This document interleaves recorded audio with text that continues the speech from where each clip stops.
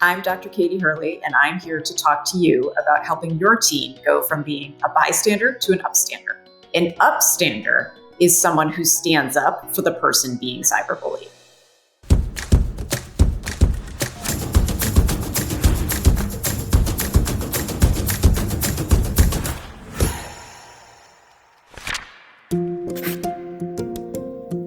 If your teen comes to you and says that they're witnessing cyberbullying or they're experiencing cyberbullying, the best first step is always a combination of empathy and listening.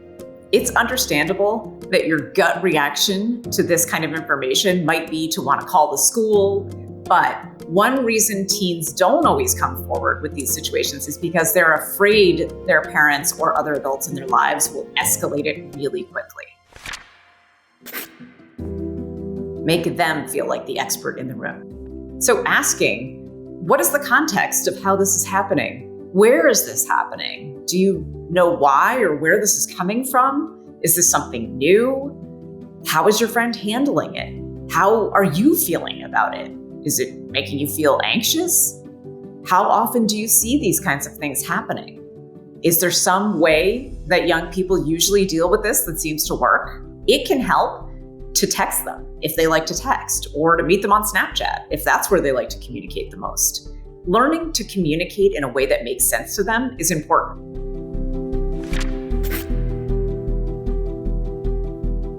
One reason young people sometimes fear becoming an upstander is because they don't want to be the next victim.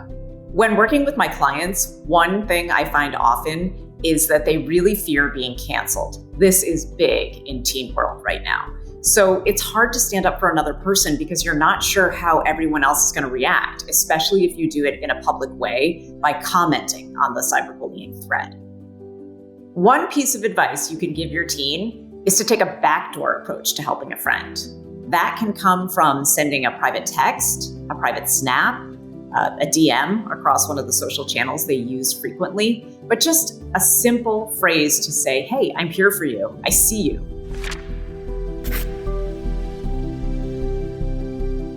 One thing young people tell me a lot these days is that they don't always talk to an adult inside of school about cyberbullying because they're afraid of how it will be handled. They don't necessarily trust that they have confidentiality inside of school. So it can help to talk to them about, well, who do you really trust in school?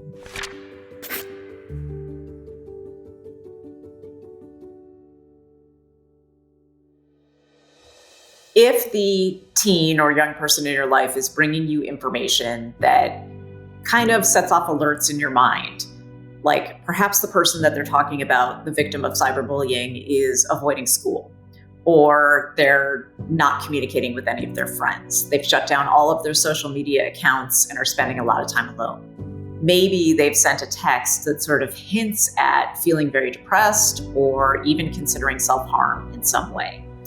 If any of this goes off, any alarm bells in your mind go off as your teen is talking to you, it's a good indicator that it's time to really think about getting help for that person. It's also important to remember that both cyberbullies and the people they cyberbully might very well need help in that situation.